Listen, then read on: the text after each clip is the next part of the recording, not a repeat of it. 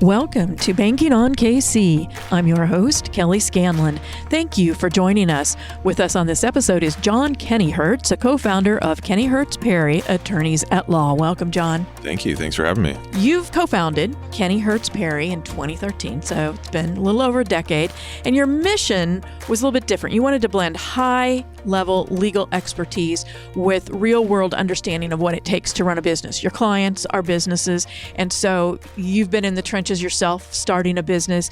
But beyond that statement itself, what does that philosophy mean when you put it in action? My law partner and I both took different career paths, I think, than most attorneys. He started out at Hush Blackwell doing white-collar criminal defense, then went in-house with the Commodities and Futures Trading Commission, the CFTC, and then he was the first in-house attorney at Mariner Wealth. And I met him after I had started doing insurance defense, which was like Groundhog's Day, at Wallace Saunders, which was in a firm in Johnson County. And then I went in-house with a serial entrepreneur here in Kansas City and traveled all over the world, did all sorts of things. And that's really where I kind of cut my teeth or got really interested in the business side of law. I mean, I was always interested in that. I was kind of a nerd in law school, mainly because I was paying for it and wanted to get my money's worth. I was a teacher's assistant for contract law. And so that was really where my interest was, but I also thought I might want to be a trial attorney. And so I had an opportunity to go work for an entrepreneur, really dynamic guy, and did that for 4 years, and then ended up out in California, in Newport Beach, working for a small private equity family office. And so when we started our firm, we had both had experience not just being lawyers, but hiring lawyers. I mean, most small firms are born out of lawyers that do the same thing at a big firm, and then they move, they take that and start doing it on their own, but they do it the same way that they experience at a big firm. So we set it up more as a business than the traditional law firm model, just because we've had this different experience. And what does that entail? I think more than anything, and a lot of lawyers will say this, and a lot of law firms will say this, that they're client focused. I think the meaning is different for us in the sense that we've been the client before. Yeah. And so knowing what that feels like and knowing that lawyers are oftentimes unapproachable in a lot of ways and maybe expect that people understand what they do and how they do it and why they do it and why sometimes it's so expensive. And so we try to approach it, not just how we set up our law firm, try to approach that differently, but we also try to approach potential clients differently. And I think, overall it's worked, but just to kind of boil it down into, what does that look like? Braden's experience was on the litigation and regulatory side of things, and mine was more on the transactional side of things. So a lot of our clients needed both of those types of practices. And so as we started, we had an approach that was more about what the client was really looking for or needed, that a lot of times wasn't just legal advice. It was a lot of practical business advice from a lawyer. So I think when we first started, that was a way that we were trying to differentiate ourselves, which included different pricing models and different ways that we could help service a client and their business. Meaning we would go a lot of times to a client and spend a lot of time on the front end, not charge them for it, just to learn their business. I mean, we had a lot of time when we first started because we didn't have a lot of clients. But it was a way for us to just try to learn more about a potential client, and then we'd end up being their lawyers for 10, 13 years. I mean, yeah. They grew with you. As Correct. You built your business, they built theirs. And it also sounds a little bit like they always say that get a banker before you really need a banker, get that relationship before you can't make your payroll. And it sort of sounds like you follow the same philosophy as like, let's get to know each other before you really need me in court or something like that. Oh, absolutely. I tell clients all the time that they need three things: bank, an accountant, and a lawyer. Now, most clients think about it, I need a really cool name, I need a really fancy website, and I need some people to do the stuff I don't want to do. Mm-hmm. And sure, all those things are true, but I do think the foundation of a business requires those three professionals. And one of the things that you have moved into, again, with the client in mind to try to save them time and some dollars, is AI. And you recently posted a blog about this. I saw it on your website. And you're using AI now for associate level tasks, things like contract review, due diligence, document drafting. And you're not trying to replace attorneys. You say you're trying to empower them.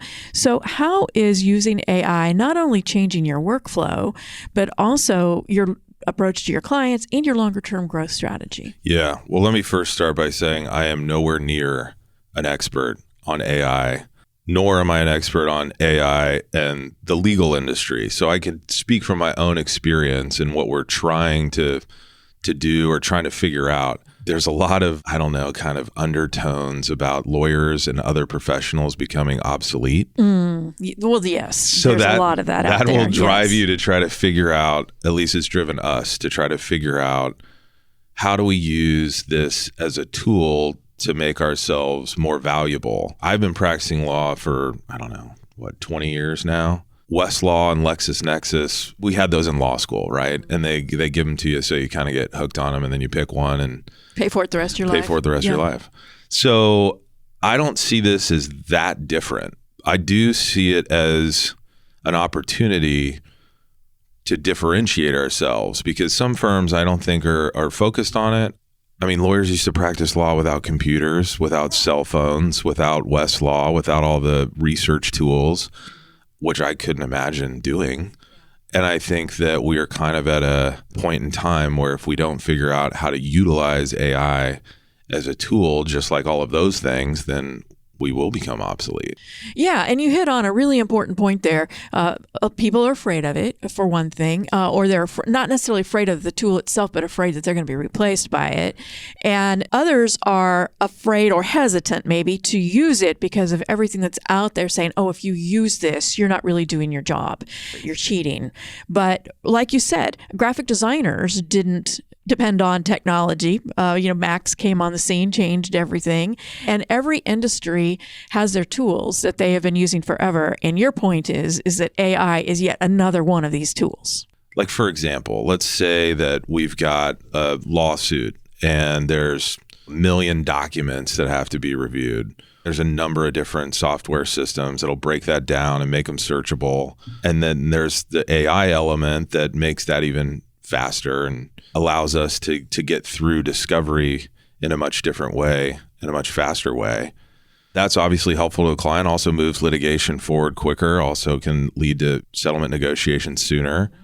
The same is true, we do a lot of M&A, and the same is true in like due diligence. And if we're not using that, then we will fall behind and we will be slow. Well, your competitors will be using it. Yeah, absolutely. And they are. And because we're a 15 lawyer law firm, we have always prided ourselves on moving quickly and moving at the speed of business rather than at the speed of lawyers. The legal system moves really slow by design.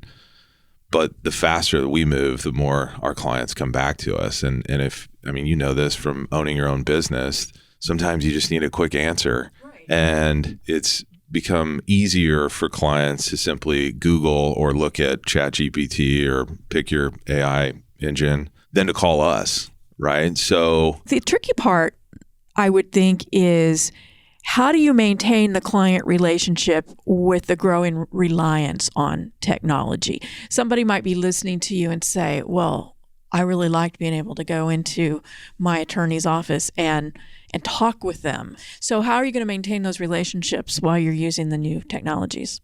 That's a great question. I don't think there's an easy answer to that. But again, back to the original kind of thesis that we founded our firm on, which is we want to make sure clients are getting what they want. And having been a client, I want to be able to get a hold of my lawyer. It is shocking the amount of people that I talk to that say they could never get a hold of their prior attorney. Wow. Which we bill for our time. So, of course, if you got a problem, I want to know about it. So to answer your question, I think that a lot of our clients are trying to figure it out at the same time. I'll give you some real world examples. We've had a few clients in the middle of litigation that say, hey, I've drafted a motion using ChatGPT. Here it is. Let's file this. So your clients are coming to you having used GPT. Oh, yeah. Yeah. You can go to any sort of AI program and say, draft this contract or that contract, and it'll do it in seconds. Will it take into consideration all the nuances of state by state types of regulations and so forth? No, not necessarily. And I'm hopping back and forth between litigation and transactions because we do both. But on the litigation side, there are what is being called, hallucinations by AI, where they create fake lawsuits and fake case law, and lawyers are getting in a lot of trouble for that.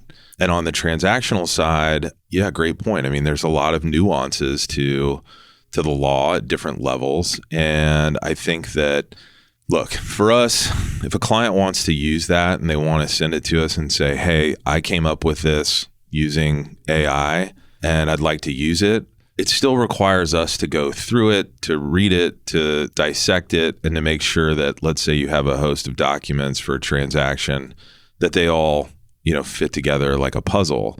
But the part that I think is never going to change, at least maybe not in our lifetimes, is the one-on-one communication to talk through, whether it's a brainstorming on the front end to figure out how do I make this work in whatever transaction or litigation, and as well at every point during that, right? I mean, you get a stack of documents and we have to review them, and then they have to go to multiple other lawyers if there's other parties, multiple other parties in a transaction or litigation. So I don't think the human aspect is ever going to go away completely. It's just changing. Yeah, and some could argue you actually have more time for that aspect of it because the AI is doing all of the behind-the-scenes work that used to consume so much of your time, and that frees you up with your client for more strategizing, more preparation, perhaps for trial, things like that. Yeah, I would agree with that. So recently, the Missouri Lawyers Media called Kennyhertz Perry a standout, in their words, modern adaptive practice management. And it not only highlighted AI, which you've just talked about, but also your custom workflow systems, what they call your lean team operations, and your fast turnaround. So what specific innovations, other than AI, have you implemented that best support those models? I think back to your original question about the difference between our firm and being entrepreneurs ourselves. So about 3 years in, it was just my law partner and I, Braden, in an office, kind of sharing resources and practicing law and trying to, make it work. And then we decided, we can either raise our rates, work more, which seemed impossible at the time, or figure out how to hire some people. There was a firm out of St. Louis that wanted to make us their Kansas City office early on, and we said no. But they had a way that they had kind of organized their firm, and we took some elements of that. And ultimately, every lawyer at our firm is compensated on production. And so it's a certain type of lawyer that survives and succeeds at our firm. And that's a lawyer that generally is not afraid to do all of the things, right? A lot of big firms, you've got lawyers that are just there to bill hours, and then you have this huge pool of people, other professionals that are there to assist. And it slows things down, and I think it creates obviously a lot of overhead. So all of our attorneys are very self-sufficient, and they're ultimately in the mindset of an entrepreneur, because the more they work, the more they bring in, and the more clients they originate, the more money they make. And so that, I think, is one of the biggest innovations that makes us who we are. You span several what would be considered high regulation sectors like finance, gaming, commodities, college sports, NIL, cybersecurity. So what's the through line? Everybody says niche, niche, niche, niche, but what's the through line that unites all those diverse practice areas? Well, as part of the structure of our firm, I tell lawyers that I interview, and then, after they've been with us, I make sure that they're doing what they want to do, which means that we end up looking at emerging industries or areas of law as opportunities. So gaming, medical marijuana, cryptocurrencies, NIL, those are all new emerging industries and areas of law. And we're really attracted to that. And the attorneys at our firm are all attracted to that because it helps differentiate them from other lawyers. And because at our firm, we encourage it, where at a lot of big firms, they're slow to get into those types of things. And the through line is really that. It's that it's something new and exciting, and we encourage our attorneys to do that, because I've been in plenty of situations over my career where you're doing the same thing over and over, and you end up with unhappy lawyers. Talk to us about some of the common mistakes that business owners make. You said that you've grown your business yourself, so you've been in the trenches. You understand the challenges that new business owners in particular, and even during growth stages, there's challenges, obviously, but you've been there, you've done that. What are some of the more common mistakes that you see business owners make because they think it's too expensive to go consult a lawyer, or they just don't even realize they need a lawyer, and that you just wish that they would have contacted you? Well, there's a spectrum where you've got people that want to go figure out how to do something themselves, and they wait till they're already on, third base to ultimately call a lawyer and say, hey, I just need you to review this real quick. And I tell people we're not that firm. Then there are people that realize the three types of professionals that they need: bank, accountant, and a lawyer. And they set those relationships up and start having those conversations before they take the first step. I don't think there's anything wrong with either. I think there are potential problems on either side of that spectrum. But the self-serving answer is reach out to the professionals first so that you don't, end up having to fix all these problems later. I mean, I'll give you a real life example. A client comes to me about 11 years ago, and they're making a product that is starting to kind of take off. People are buying it, so they're making money. And they say, well, I'm not exactly sure what I need, but I think I need to talk to a lawyer just because we're starting to experience some success. And a lot of what they had done, we had to undo and then redo, and that can be really expensive. Exactly. So again, it sounds self-serving, but I think that in the long run, you're better off talking to an attorney before you get too far down the road. Yeah, even things as basic as how you set your entity up, whether you're going to be an LLC or a C corporation, an S corporation. They have so many implications, not just from a legal standpoint, but from a tax standpoint, and people get that set up the wrong way, and then you have to undo it. And right. That sometimes it's hard. Right. But yeah, in that example, the individual that started the company had taken money from a few other friends of his, and two of them thought they were owners, and one of them thought they'd made a loan. And then there were documents that nobody could find that ultimately years later ended up being a problem. That is so common. Yeah, I'll give you a couple shares or whatever, 10% for doing my website. Sure. And that happens all the time. And then when they really start growing, that 10% is pretty huge. Right. Yeah. Oh, yeah. And in fact, that's exactly what we dealt with. Mm-hmm. So let's look ahead a little bit. As a pioneer of this law firm model, how do you imagine it evolving over time, and what other emerging tools or industry trends do you see that could influence just the legal industry in general? I will say that it has been a challenge as we've grown to not go down the traditional path. So we only have two partners, but most lawyers think, I want to go work at a law firm, spend 7 to 8 years, do all kinds of work and pat the right backs, for lack of a better term, and hope that I'm invited to purchase some equity. And that means I've made it.